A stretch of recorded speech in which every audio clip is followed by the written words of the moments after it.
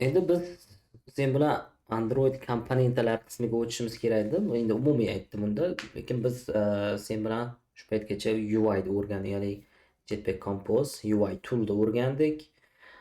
Ozmi ko'pmi proyektlar qildik, ROM ni o'rgandik, Retrofit ni o'rgandik. Shular bilan birga o'sha clean arxitekturasidan foydalanib proyektlar qilib ko'rdik. Tushuncha bo'ldi ancha-muncha. Endi bu Androidni hammasi degani emasda, bu yoqda ancha-muncha qismi bor Androidga taalluqli bo'lgan, tizimga taalluqli bo'lgan. Shulardan bugun eng asosiylaridan, boshlang'ichlaridan biri bu aktivitilar haqida gaplashamiz. Sen bilan aktivitilar haqida gaplashmaganmiz. Boshidanoq biz UI ga tushib ketganmiz. Ya'ni o'sha Jetpack Compose boshlaganmiz. Endi aktivitilar. Men yangi proyekt o'tgan safar proyekt qildik bitta. Nima uchun qildik? Pagination uchun qildik. O'sha paginationni ko'raveramiz mana. Yangi proyekt sajdat qilmayman, kutib turadi. Sajdat qilsak ancha vaqt olib.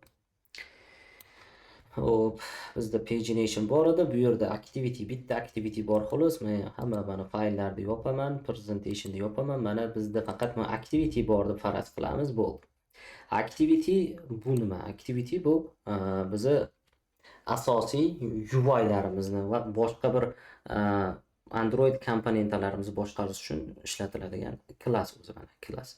Va bu component activitydan nasl oladi. Component activityda hamma bizga kerakli bo'lgan ma'lumotlarni topsak bo'ladi. Obyektlarni hammasini.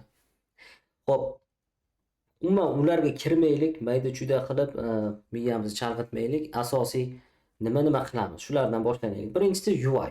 Ya'ni biz Jetpack Compose ishlatyapmiz va Jetpack Compose'ni composable funksiyani activityga chaqiryapmiz. Ya'ni main activityga. Main activity o'zi nima desak, main activity bu asosiy activity bo'ladi ilovada. Har bir Android ilovada hech bo'lmaganda bitta activity bo'lishi kerak. Hech bo'lmaganda. Bizda mana hech bo'lmaganda bitta activity bor. Bu activityimiz start activity bo'ladi. Mana buni manifestga kiradigan bo'lsak, manifestga yozilgan mana activity va bu activityga mana intent filterga yozib qo'ygan main activity deyapti. Ya'ni bu main degani asosiy degani. Va bu shuningdek kategoriya launcherga taalluqli deyman. Mayli bu unchalik hozir muhim emas. Asosiysi mana intent action bu main, ya'ni asosiy aktivityimiz hisoblanadi bu. Demak, ilova ishga tushganda bu main activityni mana bu yerda main activityni belgilaganmiz. Buni asosiy activity deb hisoblaydi va biz ilovamiz mana shu yerdan boshlanadi. Startni shu yerdan boshlanadi. Tushunarli? Chunki bu launcher bo'lgani uchun mana shu yerdan boshlanadi. Xo'p. Endi biz bunda UI ni composable bilan qildik. Asli XML bilan qilgan taqdiringda ham uni misol main activityga bog'lashing mumkin. Misol set content bo'limidan tashqari biz alohida XML da kod yozib, buni shu yerga onCreate'ga chaqirib ishlatib ketsak bo'ladi. Hop. Biz endi bunday qilib ko'rishimiz kerak. Bitta XML da oddiy UI yaratamiz. UI'larda ikkita activity yaratamiz, bir-biri bilan bog'laymiz. Activitylar life cycle haqida gaplashamiz. Bir activitydan boshqa activityga o'tish, ular orqali ma'lumot olib o'tish. Qisqacha shular haqida tushunchamiz paydo bo'lib qolishi kerak. Keyinchalik activity haqida to'liqroq ma'lumotlarni yana o'rganamiz internetdan, o'sha dokumentatsiyalardan, lekin hozir biz hammasini o'rganib chiqishimiz shart emas. Chunki ko'p narsa oladigan bo'lsak, aytarlik hech narsa o'rganmay qolamiz bu yerda. Asosiy narsalarni ma'lumotlar o'rganib olamiz bugungi darsda. Keyingi darslarda qo'shimcha activityga taalluqli bo'lgan ma'lumotlarni berib o'tib ketaman. Xo'p. Activity. Demak, activitysiz birinchi eslab qolishimiz talab qilinadigan narsa bu activitysiz Android ilovalari yarata olmaymiz. Har bitta ilovada hech bo'lmaganda bittagina activity bo'lishi shart ekan. Biz ayniqsa composable ilova qilyapmizmi, bunda bitta activityni o'zi yetadi. Ko'p holatlarda agar murakkab, katta, kompleks ilova bo'lmasa, bitta activity yetadi.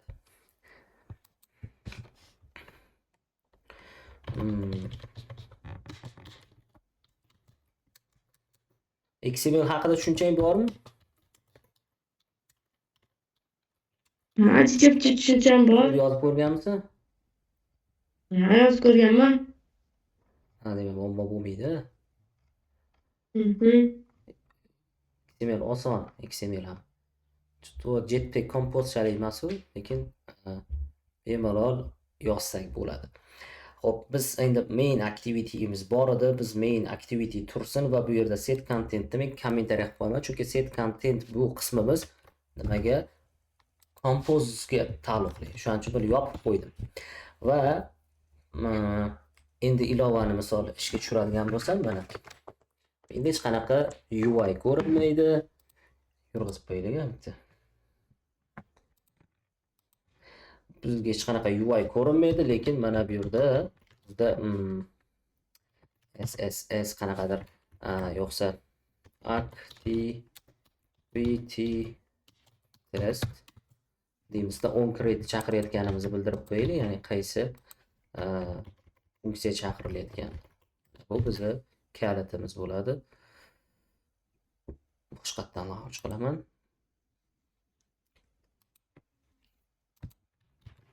Katta ko'rib turamiz.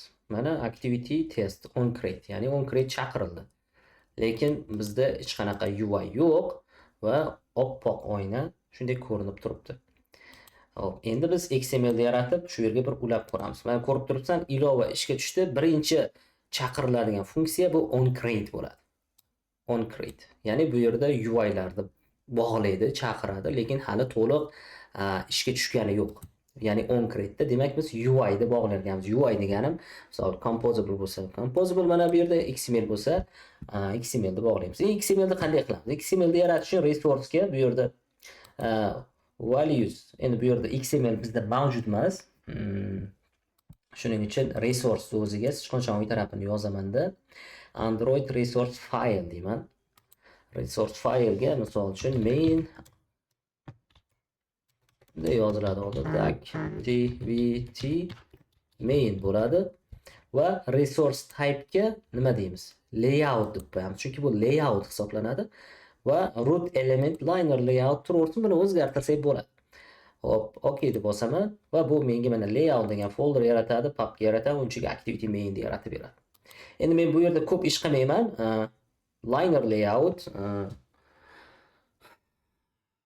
bizda 2 xil 3 xil layoutlar bor. Shular haqida qisqacha ma'lumot berib o'tib ketaman va orqa fon berish, obyektlarni joylash o'xshash, bizdagi o'sha row, column, boxlarga o'xshash bular hammasi. Misol bizda default shunday liner layout bilan yaratdik. Bu liner layout bizda row hisoblanadi yoki column hisoblanadi. Buni qanday qilamiz? Liner layout bergandan keyin orientationda vertikal bersak bu column bo'ladi, horizontal bersak row bo'ladi. Shu, ya'ni column, ya'ni vertikal turganda ma'lumotlar ustma-ustun chiqadi, horizontal turganda yonma-yon chiqadi. Endi bir background berib turib, misol uchun bu yerda o'zini colorlari bor. Colorlar bu yerga XML dan kelyapti, ya'ni mana bu yerda values colors dan chaqirilyapti. Bu yerda oldindan tayyorlab qo'yilgan colorlari bor. Xo'p, shu yerdan chaqiryapman, yo'qsa ixtiyoriy rangni shu yerda berib ketsa ham bo'ladi. Faqat bu safar rangni berishdi reshotka 2 qilib beradigan bo'lsak, bizga qora rang berdi va buni mana shu yerdan o'zgartirsak ham bo'ladi ixtiyoriy rangga. Purple sifat qanaqadir rang bo'ldi. Shu.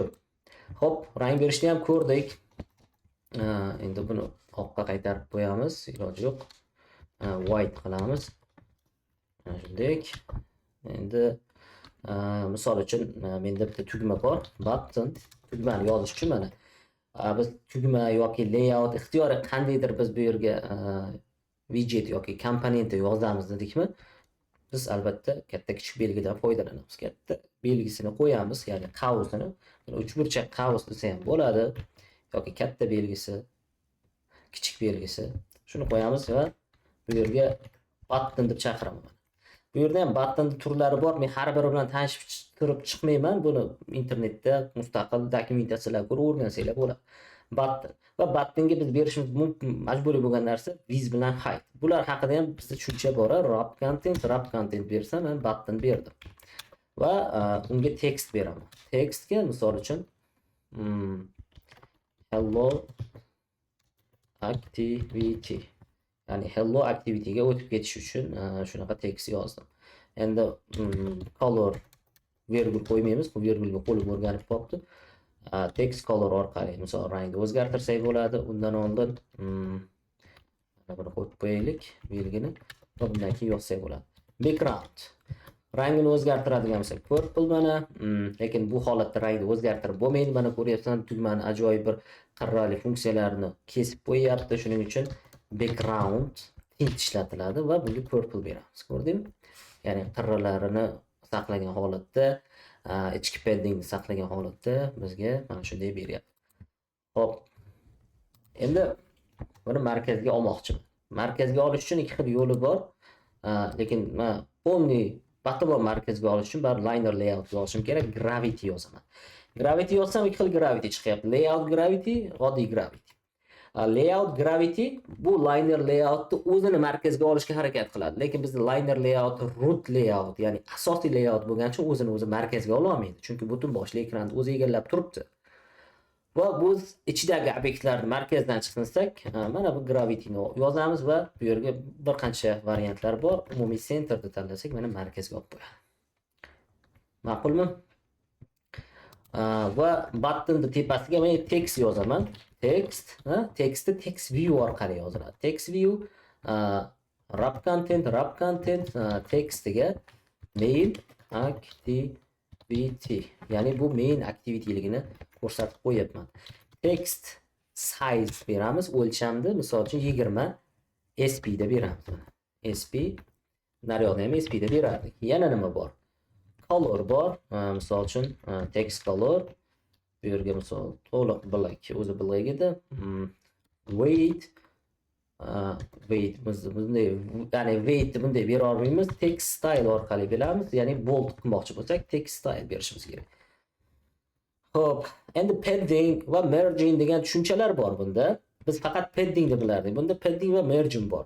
Padding beradigan bo'lsam nima qiladi? Padding bersam bu ichki padding hisoblanadi. Ya'ni obyekt o'ziga o'zi padding berib yuboradi va ichidagi ma'lumotlarni tiqishga harakat qiladi. Bu paddingni men tugmada ko'rsatishga harakat qilaman. Tugmaga padding yozaman. Mana padding deb yozyapsam, o'zi padding bottom end, horizontal left va hokazo hamma ma'lumotlar chiqaryapti. Biz umumiy paddingni tanlaymiz va har tarafdan 15 dp dan joy tashlasin deb qo'yaman. 20 dp. Ko'ryapsizmi? Tugma kattalashib ketyapti borgan sari. Ko'ryapman. Xo'p, endi misol yana 30 yozsak kattalashyapti. Chunki bu ichidagi obyektni suradi va ichida obyekt surgandan keyin o'zi ishga majbur bo'ladi. Chunki obyektni har tarafdan surgandan keyin, har tarafdan 30 dp dan surgandan keyin tepa past o'ng chapdan 30 dp dan mana bu tekstdan uzoqlashyapti. Mana shu padding hisoblanadi. Demak, padding ichiga berar ekan, ya'ni misol button ichida tekstni surishga harakat qilyapti. Margin demasak, margin tashqi tarafga beradi. Misol uchun shunga margin yozaman va umumiy margin yozamanda bunga 30 dp bersam, mana ko'rdingmi? Tugmadan 30 dp uzoqlashdi, ya'ni tekstdan. Mana shu padding bilan margin bo'yicha savol yo'qmi? Tushundingmi? Ha, tushundim, bular oson ekan. Oson, o'sha ko'rib, o'rganib chiqsanglar bo'ladi. XML ni bilib qo'yish kerak-da, XML qismini bilmayman deyish ham xato. Chunki ko'p proyektlar hali ham XML da katta kompaniyalar, ko'p kompaniyalarda proyekt. Va XML da bemalol ishlasa bo'ladi. Bir ikkita murakkabroq UI larni qilishni o'rganib olsang, oson ketaveradi. Hop. Ko'p narsa qilmaylik, mana shuni o'zi yetadi. Chunki XML larni ko'rib chiqamiz desak, biz 5-6 dars o'tib olishimiz kerak XML lar bo'yicha. Tugma va text ko'rdik. Mana shu. Xo'p. Endi bu XML ni qanday bog'laymiz main activity ga? Main activity ga onCreate o'zi allaqachon yaratilgan, undan keyin super onCreate chaqirilgan va bundan keyin superdan keyin set content chaqiramiz. Set content view, va ko'rayotgan bo'lsang, bu yerda view ni qo'y, layout resource id ni bersang bo'ladi deyapti, yoki view ni to'lig'icha boshqa custom view larni yaratib uni bersang bo'ladi. Biz layout resource id ni berishimiz kerak. Bu r nuqta layout, ya'ni resource ichidan layout ichidan nuqta activity main deymiz. Bo'ldi. Shu bilan bog'landi biz XMLimiz. Launch qilamiz, tekshiramiz.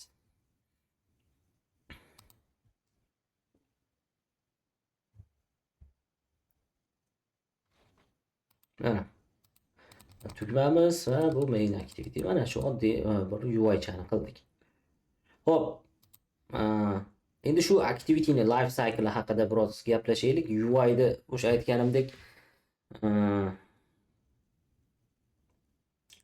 dars boshqa joylardan ko'rib, dokumentatsiyalardan ko'rib o'rgansa bo'laveradigan narsa. Buni qisqacha dokumentatsiyasini ham ko'rsatib o'tib ketishim mumkin.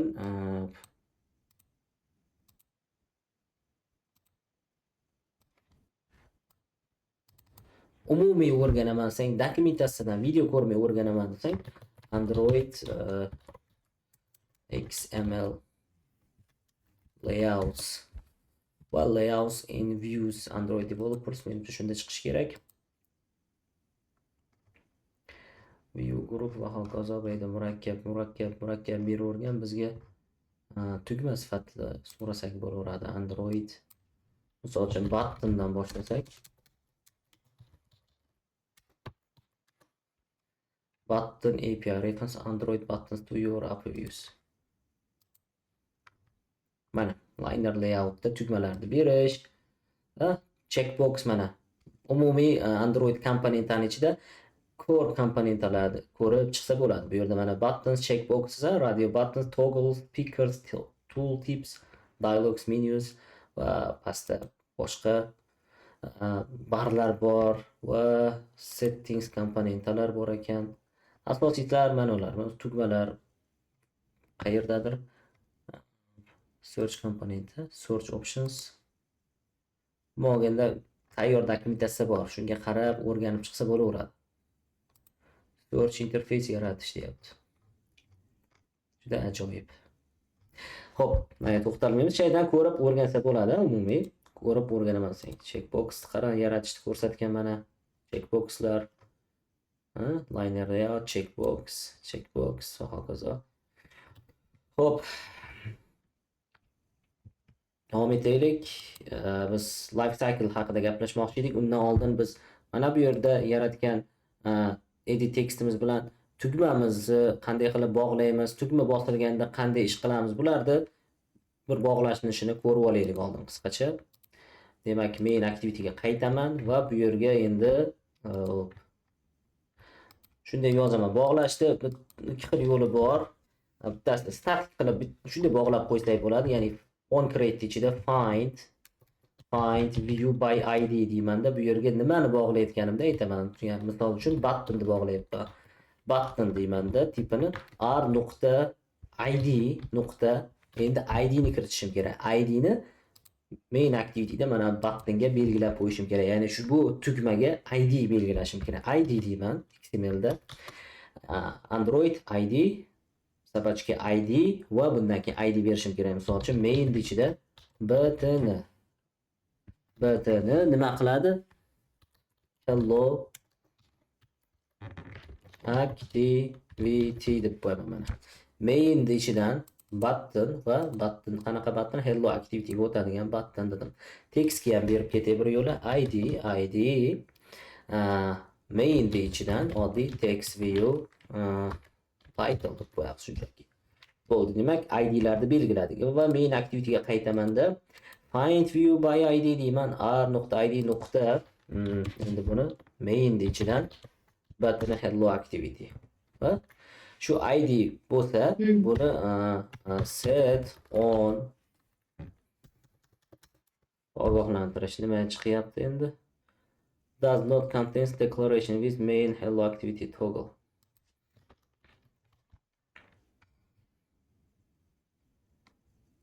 Mayli. Bu endi set on click listener degan funksiyasi bor.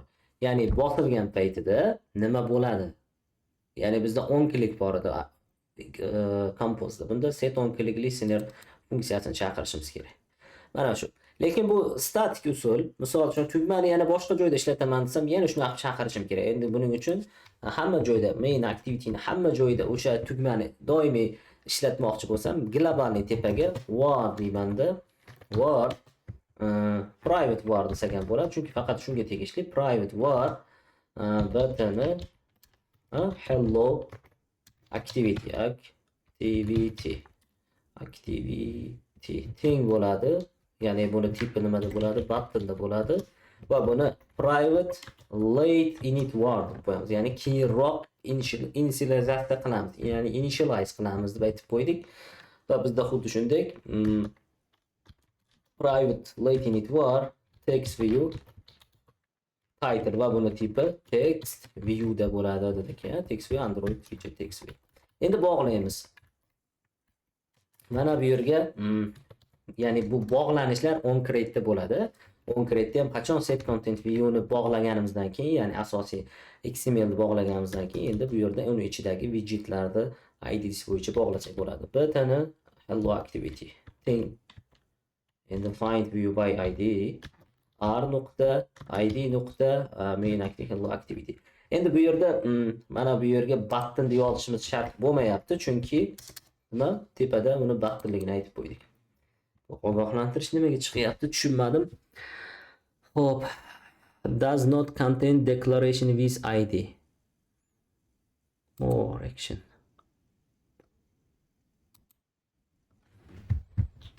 Hayronman. Mayli, menimcha crash bermasa kerak bu ogohlantirish yoki rebuilddan keyin balki to'g'rilanib ketar. To'g'rilanib ketdi. Hop. Endi text view title deb shunday bog'lab olamiz. Find view by id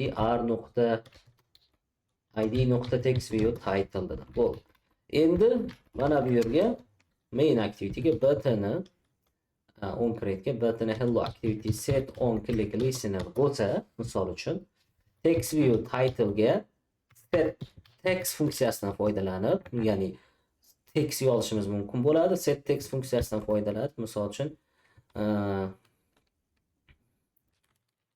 main activity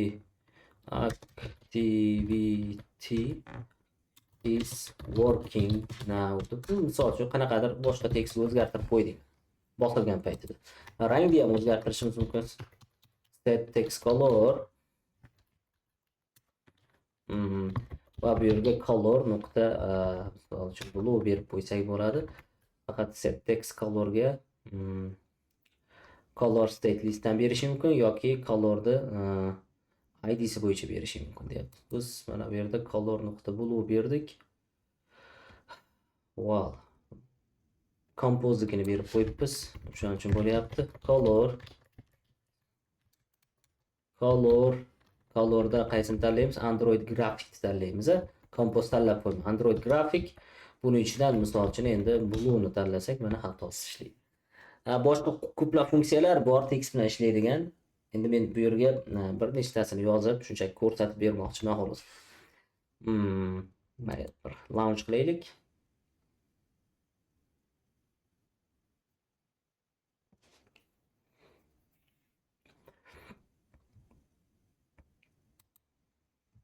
Mana tugmani bosamiz. Nima bo'ldi? Main activity is working now. Ya'ni tugma bosilish xususiyatini ham qildik.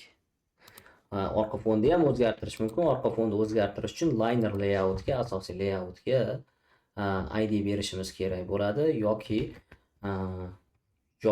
mana bu yerga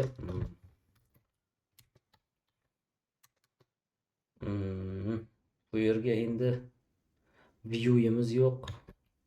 Window qila olmaymiz. Yaxshi ID berganimiz yaxshi. ID orqali bog'lanaylik, chalg'imaylik. Ya'ni asosiy liner layoutga ID deymanda main layout deb qo'yaman. Demak, liner layoutga ID berdim va main activity ga qaytaman va bu yerga private late init var layout yoki main layout nom beraman. Tipini liner layout deb qo'yaman. Va buni ham ID'si bilan bog'lab olamiz. Main layout teng bo'ladi find view by id r.id. main layoutga. Endi ID ni hozir qo'shganimizga bu yerga xatolik beryapti, yo'q qo'shilib ketadi bitta rebuild bo'lgandan keyin. Endi main layoutga set background color deb turib, mana color intipida so'rayapti. Biz bu yerga color Android Graffiti ichidan rangni berishimiz mumkin bo'ladi. Yoki mana shu colorni .pers deb turib, pers color deb turib ixtiyoriy rangni mana bunday reshotka bilan berishimiz mumkin. Ya'ni 16 lik sanoq tizimida rangda bersak bo'ladi. 22, 33, 66. Mana shunaqa. Endi buni qanday olamisak, mana bu yerdan color yoki Android o'zida ham bo'ladi. Colorsga kirib turib, mana bu yerga birorta color yozib olsak ham bo'ladi. Color va bu yerga misol uchun BG deb qo'yaman shunchaki nomini va FF 6 yozsak yetadi va bizga mana bunday galaktika chiqadi. Bu yerdan xohlagan rangimizni background uchun tanlashimiz mumkin. Misol mana shuni. Endi men xohlasam shu BG ni chaqirishim yoki mana buni o'zini nusxalab olib mana bu yerga yozsam bo'ladi. Bu holatda bu statik bo'lib qoladi. Bizga yaxshisi chaqirib olib ishlatishni ko'raylik. Ya'ni aynan mana bu yerdagi rangni chaqirib olib ishlataman desam qanday qilaman? Buning uchun set background color dedimmi? Bundan keyin yozishim kerak. Context compat. Bundan nima qilamiz? Get color deyman. Context so'raydi va color ID ni so'raydi. Contextga this desak, main activity ni contextini oladi. Virgul id ga esa r.id. colorni ichidan nima edi? BG ni tanlab qo'yamiz. Mana bo'ldi. Ishlatib ko'ramiz.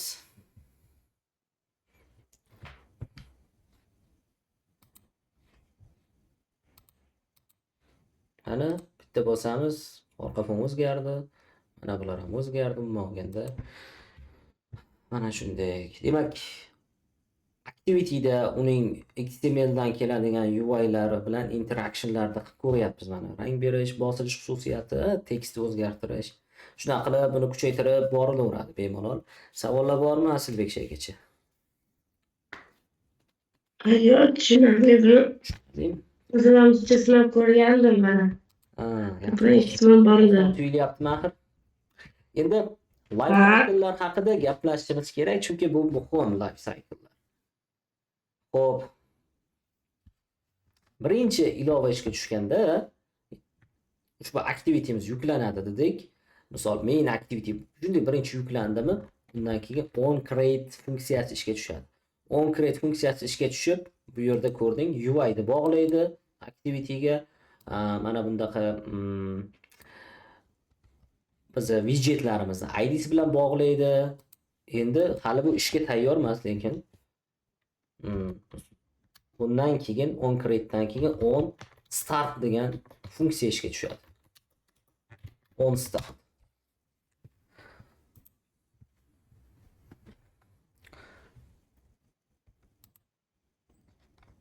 Shaygacha kelganmiding hech?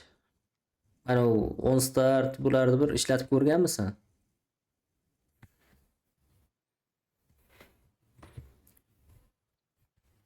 Hop, onStart ishga tushadi, lekin bu hali ham ishni boshladi degani emas, ya'ni ilova ishni boshlash arafasida, lekin hali boshlagani yo'q. Bu yerda nima qilish mumkin? UI ga taalluqli bo'lmagan bir ishlarni bajarib qo'yishimiz mumkin bo'ladi. Misol uchun internetni tekshirib qo'yish, yoki database ni bog'lab qo'yishimiz mumkin bo'ladi. Database ko'pchilik onCreate ham bog'laydi, onStart ham bog'lasak bo'ladi. Lekin UI ga taalluqli bo'lgan hamma jarayonlar onResume da boshlanadi. OnResume ga hech narsa yozishimiz shart emas. Hamma ishni onCreate ga chaqirib ishlatilaveradi. Aslida prosta life cycle ishlash jarayoni boshlanganda bizda onResume keyin chaqiriladi. OnResume bu nima degani? Bu ishlashga tayyor hamma interactionlar, ya'ni UI bilan bo'ladigan interactionlar onResume da bo'ladi. Misol uchun animatsiyalar yoki listenerlar, qanaqadir bog'lanishlar, tugma bosilishlari, hamma actionlarni onResume ga yozsak ham bo'ladi aslida. Xo'p, bundan keyin orqaga qaytish boshlanadi. On pause. on pause funksiyasi chaqiriladi. On pause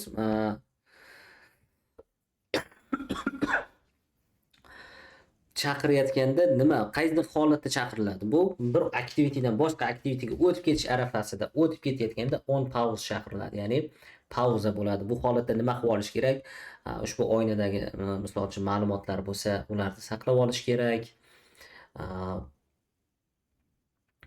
Va misol qanaqadir life cycle ga taalluqli bo'lgan animatsiyalar, UI ga taalluqli bo'lgan animatsiyalar bo'lsa, ularni to'xtatib olish kerak. Shunaqa qanaqadir receiverlar bo'lsa, ularni to'xtatib olish kerak, yo'qsa memory leak yoki har xil crashlarga, muammolarga olib keladi. Xo'p, demak, on pause ham tushunarli. Undan keyin nima chaqirlasak, on stop.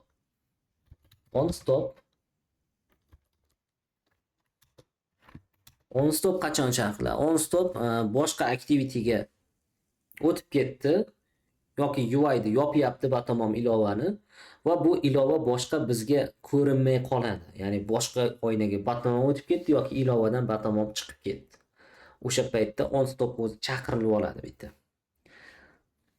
Bu holatda kamera yoki har xil receiverlarni to'xtatish kerak bo'ladi. Misol kameralarni ham shu yerda to'xtatsak bo'ladi. Receiver yoki servislarni to'xtatish kerak bo'lsa, misol ularni to'xtatsak bo'ladi on stopda. Xo'p, va eng oxirgi qadam on destroy bo'ladi. Destroy. On destroy tamom ilova yopilgandan keyin chaqiriladi. Umuman ilova to'xtaydi. Bu oynaga qaytishda boshqa imkoniyati yo'q. Shu bilan bizda on destroy chaqiriladi. Va biz qaytadan kiradigan bo'lsak, hamma narsa boshidan, noldan yaratilishni boshlaydi. Agar biz bir oynaga o'tib, orqaga qaytadigan bo'lsak, oynaga o'tib ketayotganimizda on stop chaqiriladi eng oxiri va orqaga qaytganimizda on resumedan boshlanadi. On startdan, on resumedan boshlanadi va bu bizga qaytadan nimani aktivitini yaratishni keragi bo'lmaydi. Ya'ni on create, on start qilib o'tirmaydi. On resumedan boshlab ketishi mumkin bo'ladi. Hozir bularni tekshirib ko'ramiz. Xo'p, endi bir yo'li bor tekshirishda, ya'ni life cycle ni tekshirishda, mana print line on start ga yozaman buni. On resume ga ham, on pause ga ham, on destroy ga ham va hammasiga o'zini funksiyasini nomini yozib chiqaman.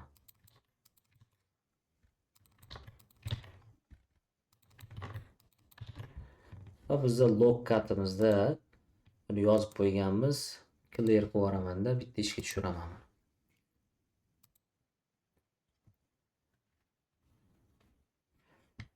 Hop, mana on create, on start, on resume. Mana bu aytganimdek ketma-ketlikda yaratildi. Ya'ni on create chaqirildi, undan keyin on start, undan keyin on resume bo'ldimi, bu ishlashga tayyor bo'ldi. Xo'p, endi bu yog'i odatdagidek ishlayveradi. Endi nima qilaman? Ilovani pastdan bosib turib bitta yopaman. Pastdan bitta yopaman. Nima bo'ldi? Yopdim. Ilova batamom yopilgani yo'q, destroy bo'lgani yo'q.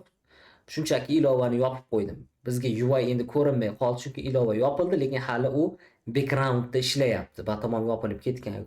Foreground yopildi, ya'ni background degani orqada ishlayapti, foreground oldinda, ya'ni bizga ko'rinadigan joyda bu ishlagani yo'q.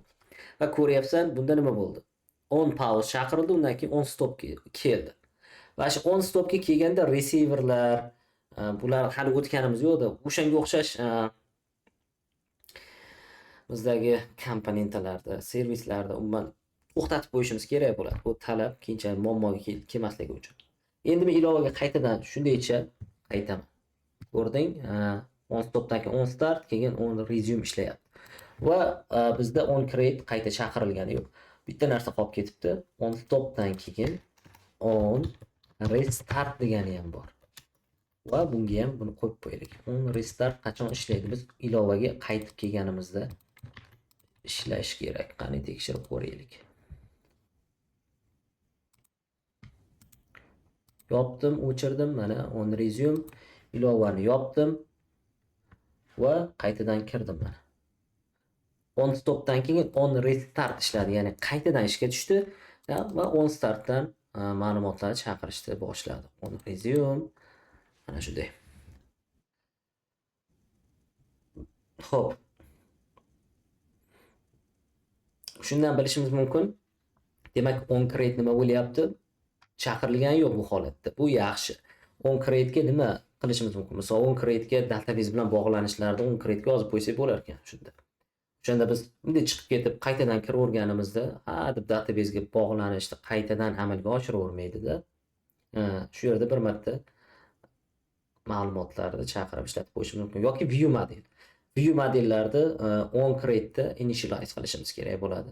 Agar on startda qilib qo'ysak, har safar kirib chiqqanimizda view model qayta yaratiladi.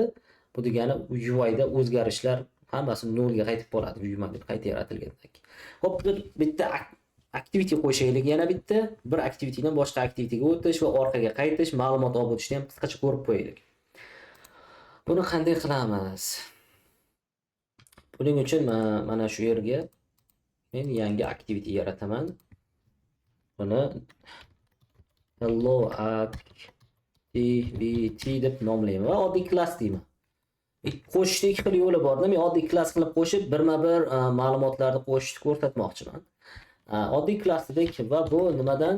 Component activity dan nasl olardi. Esingda bo'lsa, component activity Android X activity, component activity deymiz bu.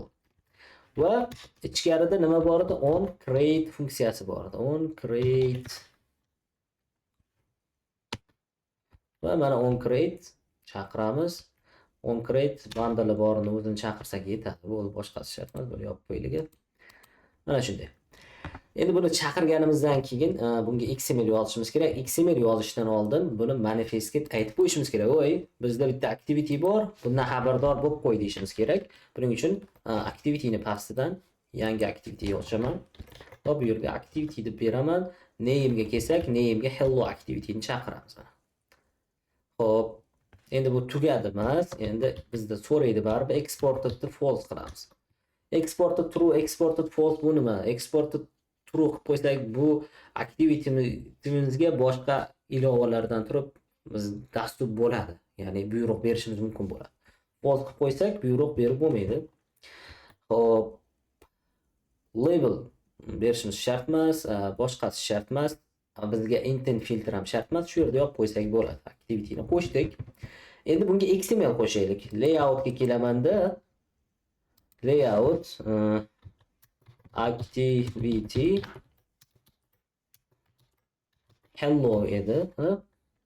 Keyin buni liner emas, relative layout yozib beray tipini. Va bu nima edi? Directory name layout turib, chunki shuni ustida yaratyapmiz. Okay deb bosaman. Mana shunday.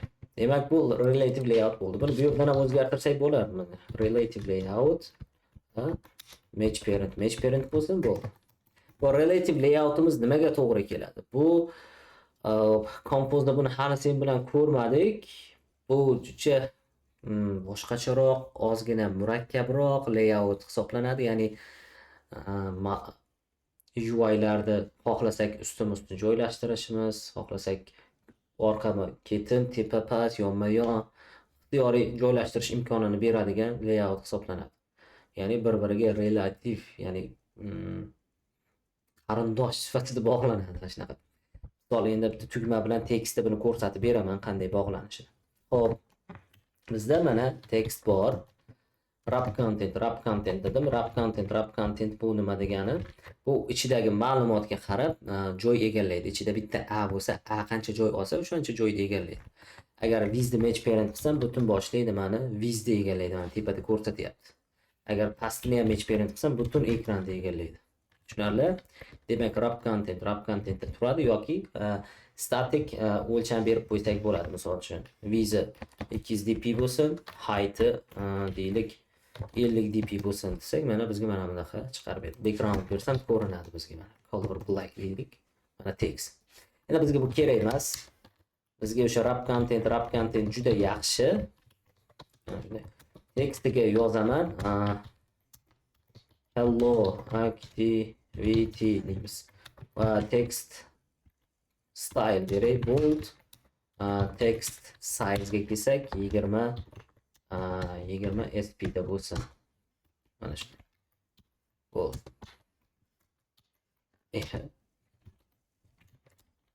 Yozmoqchi edim. Xo'p, keyingisi tugma yana button, wrap content, background tint beramiz va tintga purple peaches deb berib ko'ramiz. Va ichidagi tekstiga aytamiz get back deymiz, ya'ni orqaga qaytish. Text color white bo'lsin deb qo'yaylik. Mana bu rangi endi white yarashadi.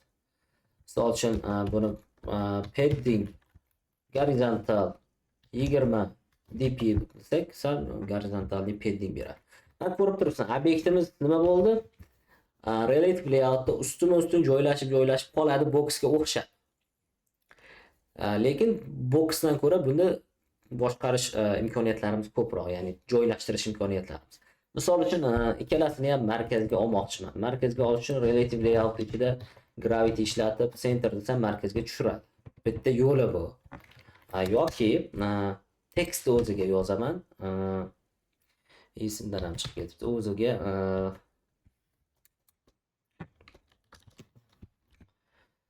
hop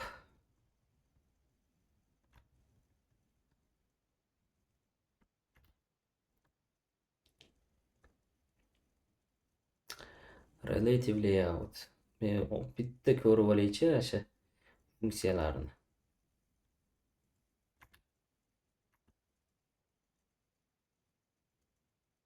O'z mana bu yerga relative ichidan left qiladigan bo'lsam, layout align left, align parent, hop shunday layout align parent left, ya'ni bog'laymiz true. Shunday bog'laydigan bo'lsak, leftga bog'lanadi. Left emas, start bo'ladi. Start end qilamiz endi. Layout align parent and true qilamiz. Mana o'ng va chapdan bu bog'landi. Parent degani relative layoutga bog'landi, o'ng va chapdan.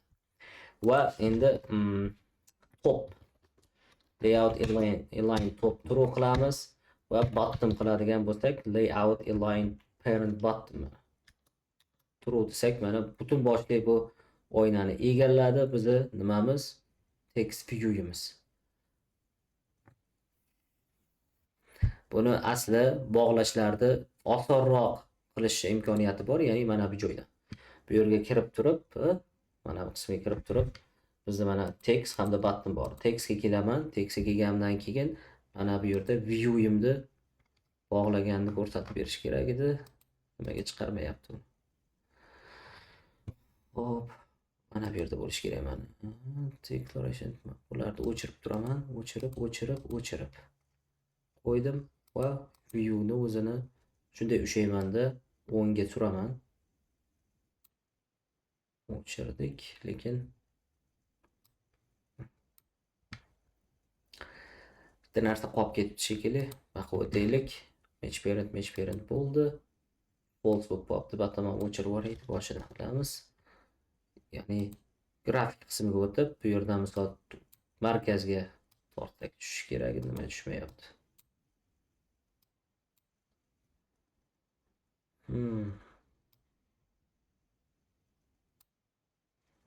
Pastga, o'ngga,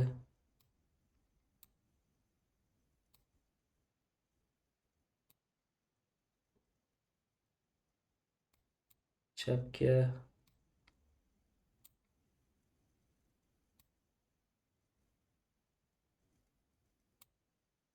hamda tepaga.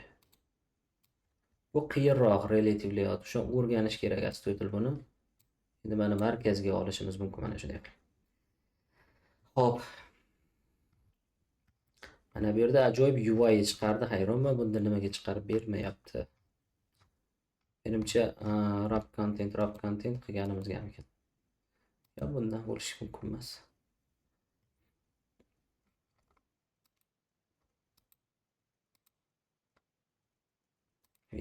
Visible o'zi asfaltda qachon. Mana shuncha kodni o'zi yozib berdi va bulardan men marjinlarni bitta qolmayib tashlayman. Butun boshli ekranda egallab oladi. Wrap content bergan. Menda nimagadir chiqarib bermayapti. Mayli, bunga ko'p to'xtalmaylik. Mana bu yerda UI'da ham chiqarib berish kerak edi. Chiqarib bermayapti. Relative layout tugmani shunday ishlatishing kerak edi.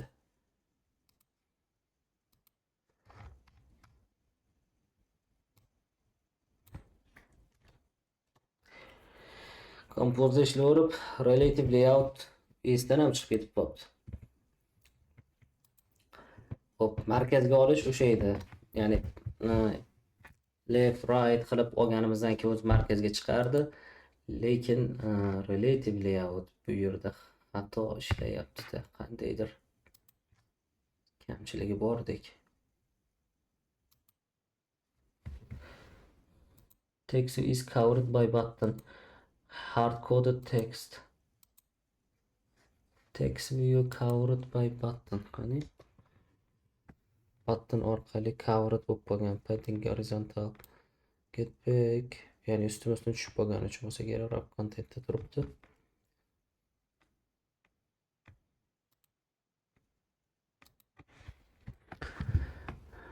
Transform.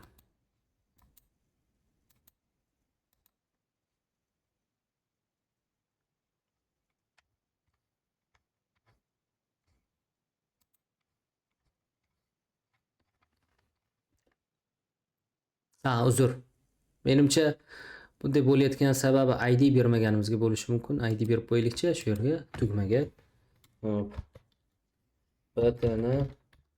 Okay. Hello ni ichidan button deb qo'yaylikchi. ID berdik. Hello button bo'ldi. Textga ham ID beramiz. Hello ni ichida oddiy text view title bo'ldi. Hop, ana shunday attribute kerak emas, boshqa attribute qo'shish bo'ldi. Text style bold. Mana shu view turibdi-ku, shu viewda buni oson biz boshqarishimiz mumkin edi. Ya'ni bog'lashlar o'ngga chapga, bilmayman bu yerda nimagadir shunaqa narsaga dastur bermayapti. Hattoki biz buni ichida bo'lsak ham mana markazga ham surishga ham ruxsat bermayapti. Xo'p, nimadan bo'lishi mumkin bu? Orientation, pixel UI. Enable auto connection to parent. Yaramas. Mana oldi. Lekin baribir bu yerda dastur yo'q, hozir topamiz. Set layout head to match parent. View options, show system UI, show tool trip. Bular kerak emas.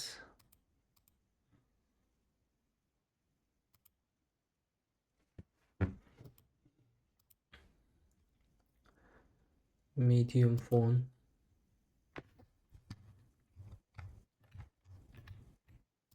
Pixel tanlab ko'raylik.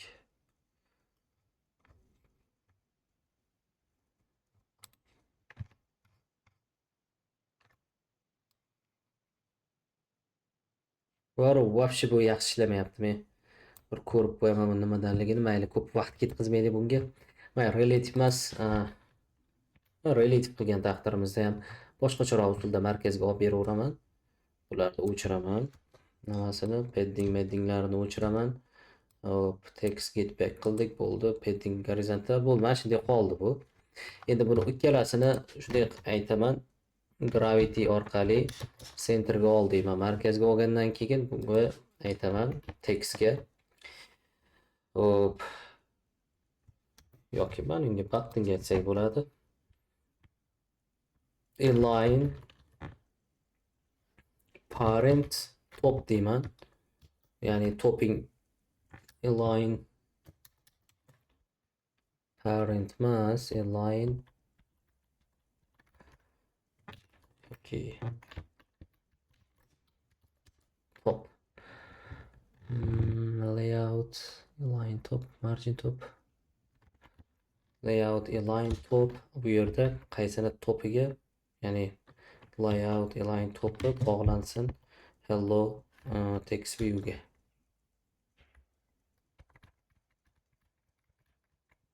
Bu bottom'i layout align buttoni bog'lansin hello buttoniga. Hozir boshqa narsa yozib qo'ydikmi?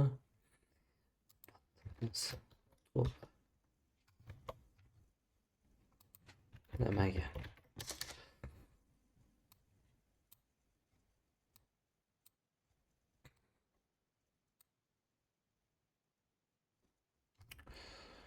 Layout align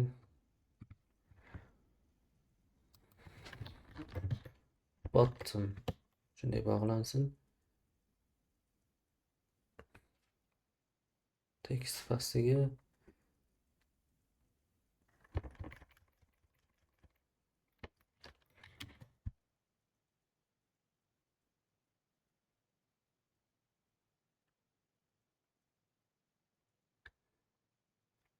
mayli. Vaqt ketkazmaylik. Bular men kutgandek ishlamayapti yo men вообще esimdan chiqarib yuborganman. Relative layout bilan ishlashdi. Chin murakkabroq, boya aytganimdek narigidan ko'ra. Ularni o'chirib tashlaylik. O'qimasin. Xo'p, o'z holiga qaytarib ishni davom ettiramiz. Mana buni ham tashlay. Bo'ldi. Endi buni shunchaki liner qilib qo'ya qolamiz. Liner layout. Orientation vertical qilsak mana bunday chiqaveradi. Orasiga endi yo button tepasiga margin top turib, margin topga 20 dp bersam, 20 dp farq bo'ladi. Xo'p, endi hello activity ga o'tamiz. Main activity ni keng darsda tushuntirib berishga harakat qilaman. O'zimni takrorlab olmasam, esimdan chiqib ketib to'g'risi. Bu yerga ham private var text view title text view bo'ladi, private late init var bo'ladi. Xuddi shunday late init var buttoni back tugmalari bor bizda. Bu button bo'ladi. Endi idlar bilan onCreate'da bog'lab olamiz. Misol text view title'imiz teng bo'ladi find view by id r.id nokta hello ni ichidan text view title deyman.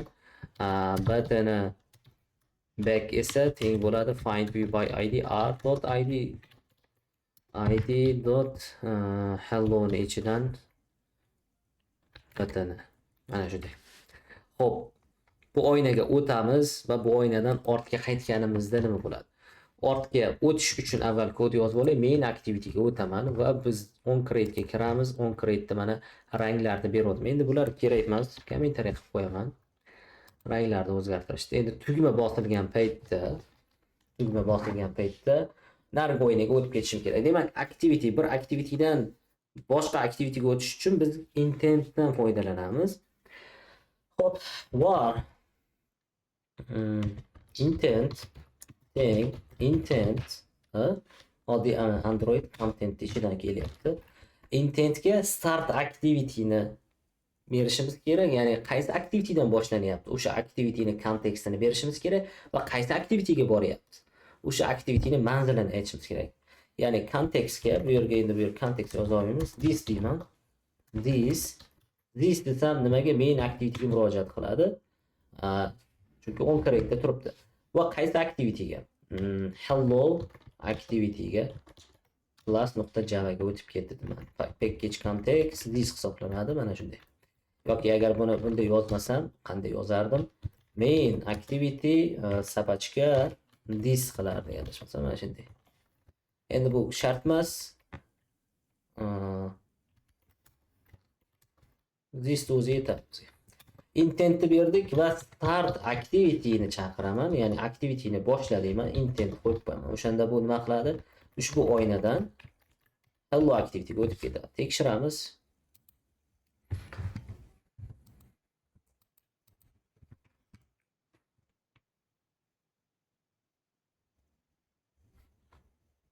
Mana bossam narigi oynaga o'tib ketdi, lekin u yerda bizda hech qanaqa UI ko'rinmadi, chunki nima qilmadik? Bu yerga set content qo'ymadik. Set content view r.layout.activity hello. UI'ni bog'lashni qo'yib qo'ydik. Qanday boshqatdan ishlatamiz.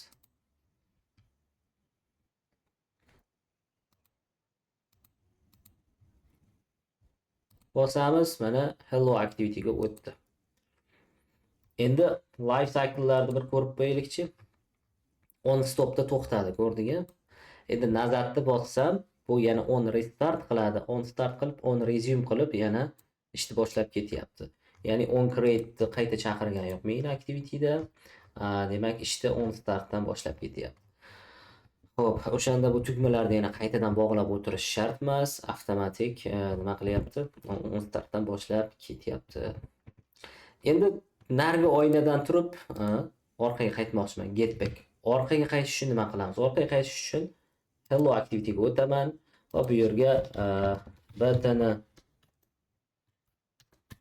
back deb bosadigan bo'lsam, set on click listener deyman. Bosadigan bo'lsam, orqaga qaytishim kerak. Ya'ni on back pressed degan funksiyani chaqiraman. Bu allaqachon deprecated bo'lib ketib bo'lgan. Kursorda borsak, bu deprecated bo'lgan deyapti. Uni o'rniga on back pressed dispatcher ni chaqir. The on back pressed dispatcher controls how back buttons events and dispatched to one or more links va hokazolar.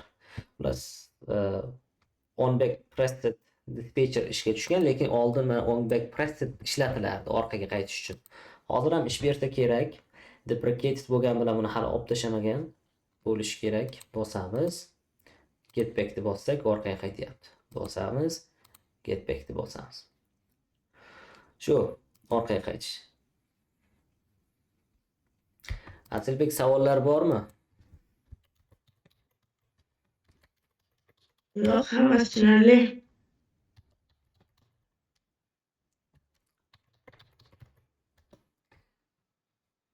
Hop.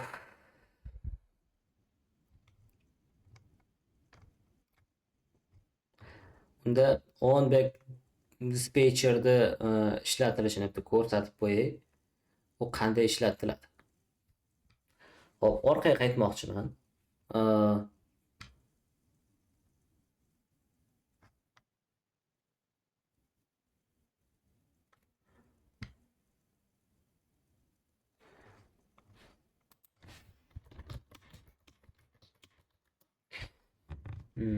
On back pressed, on back dispatcher.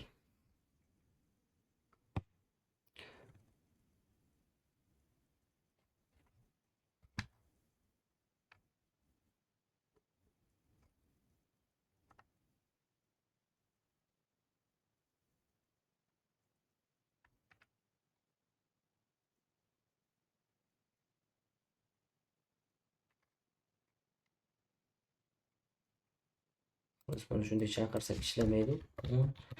Back dispatcher nuqta register on back invoked callback. Yo'q. Bunda ishlata olmaymiz. Ishlatilishini bir ko'rib olishimiz kerak ekan.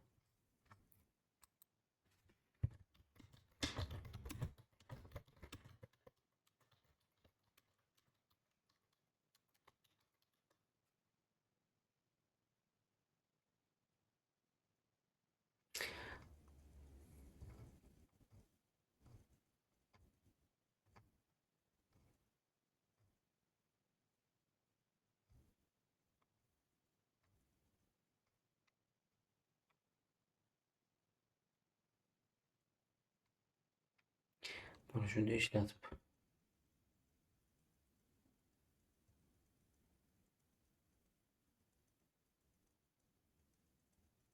Beri to'g'ridan to'g'ri chaqirsak. On back pressed dispatcher nuqta on back pressed o'zini chaqirsak bo'ldi ekan. Qani ishlatib ko'ramiz. Bosamiz, orqaga qaytamiz, bosamiz, orqaga qaytamiz. Xullas mana shu orqaga qaytish. Bosib orqaga qaytganimizda, demak bu life cycle'lar orqaga qaytganda o'chib ketadi, ya'ni mana oynaga qaytadan kirganimizda on create'lar bilan qaytadan yoziladi. Lekin biz orqaga qaytganimizda main activity on startdan boshlanyapti. Endi bu haligi oddiy gapga o'xshashi mumkin. On start, on create nima deyapti domla deyishing mumkin. Bu muhim rol o'ynaydi keyinchalik qiladigan ishlarimizda. Shuning uchun life cycle haqida tushunchaga ega bo'lib qo'yish kerak. Iloji boricha ko'proq mendan tashqari boshqa resurslardan, dokumentatsiyalardan o'qib o'rganib qo'yish kerak. Chunki misol ishga kirish jarayonida ham bu narsani so'raydi oddiy suhbatda, intervyularda ham. Xo'p, endi ma'lumot olib o'tishni bitta ko'rib beray, shu bilan tugataveramiz darsimizni. Bir oynadan boshqa oynaga ma'lumot olib o'tish. Bu haqida hech izlanib ko'rmaganmisan? Yo'q, izlanib ko'rmagandim. Qiziqmaganmisan?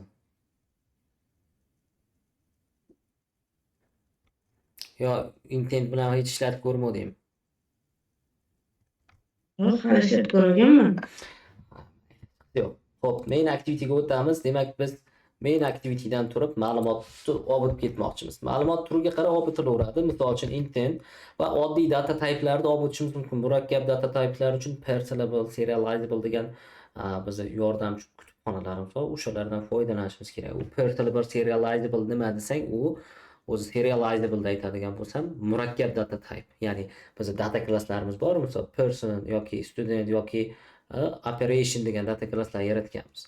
Uning ichida boshqa turdagi ma'lumotlar bor. Misol uchun summa, misol uchun price in, price out, double tipida bo'lardi. Bular boshqa data type'lar, ya'ni bir qancha data type'larni data klass ichida yaratganmiz, ya'ni o'zimiz uchun va u yaratganimiz complex data type hisoblanadi. Shularni serializable orqali qilinadi. U serializable u stringga o'tkazib oladi, ya'ni JSON stringga. Va nariyoqqa o'tgandan keyin qayta bizga data klassimizga o'girib beradi. Mayli, bu ikkinchi masala. Hozir oddiy turdagi ma'lumotlarni olib o'tmoqchimiz.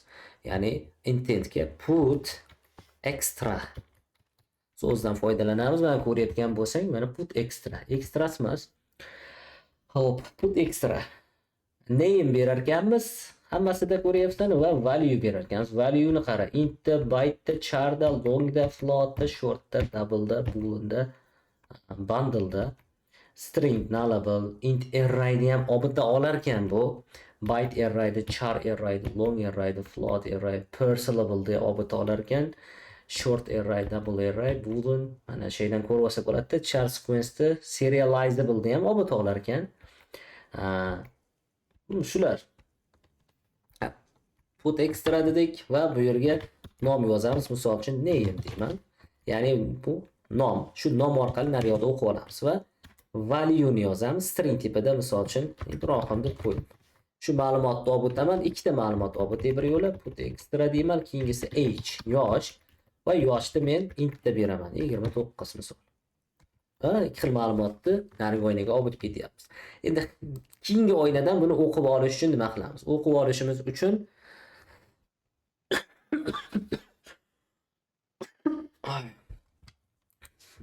biz tugmalarni oldik. Endi bu yerdan intent yoki intent deylik. Intent desak, mana intentga ruxsat beradi. Ya'ni bu get intentga. Buning ichidan extrasni olamiz. Extrasni ko'rsang, bu bundle holatida bo'ladi asli. Shu bundle ichidan biz o'qib olamiz. Ya'ni bundle ham bu bitta klass. Ma'lumotlarimizni olib o'tib berish uchun ishlatiladi. Xo'p, bu nullable bo'lgani uchun nullable belgini qo'yaman, let qilaman. Va ichkarida mana bu yerda nima bor? Bundle bor. Buni yozishimiz shart emas, it desak murojaat qilaveramiz. Va endi men val deb turib name deyman, teng bo'ladi itdan nima qilamiz? Get yoki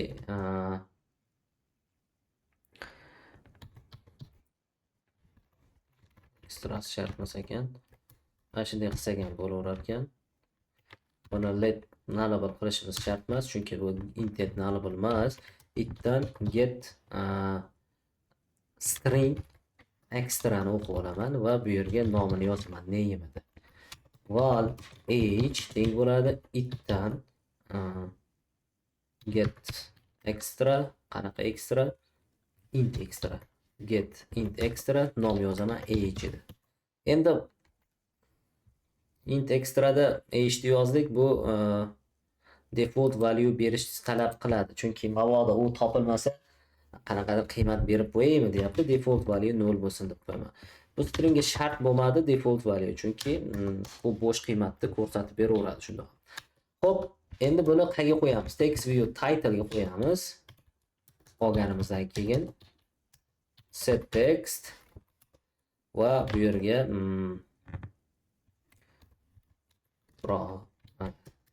name joy tashlaymizda eshni chaqirib qo'yamiz. Mana shunday qilib.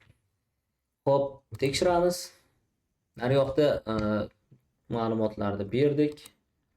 Shunchaki bosadigan bo'lsam, Ibrohim 29 da narigi oynaga olib ketyapti. Orqaga qaytamiz. Mana shunday bir oynada mana ikkinchi oynaga o'sha intent orqali ma'lumotlarni olib o'tish shunaqa bo'ladi. Bundan tashqari view model orqali ma'lumot tashlashda ham bo'ladi. Lekin activitylarda ishonchliroq varianti bu intent. Savollar yo'qmi Asilbek? Vallahi yo'q. Yaxshi, endi shu bugungi darsimiz. Shuni ustida bir shug'ullanib, tushuncha hosil qilgan iloji boricha mendan o'rganganingdan tashqari qo'shimcha ma'lumotlarni o'rganishga harakat qil. Qo'shimcha UI'larni yaratishga harakat qil, Misol login oynasini qilishga harakat qilib ko'r, XML'lar bilan. Login, registratsiya. Shu bir oynadan boshqa oynaga o'tishlar, ma'lumot olib o'tishlar bilan ishlab ko'r. Shu. Bu tarafga chuqur kirmaymiz, lekin ya'ni XMLda bir UI'larni qilib, programma yozib chiqmaymiz, noldan proyektlarni qilib. Bizda sal tushuncha paydo bo'lib qolsin bo'ldi. Keyin u yog'ini misol o'zing xohlasang, o'rganib davom ettirsang bo'ladi. Xo'p. Savollar bo'lmasa, shu yerda to'xtataveramiz.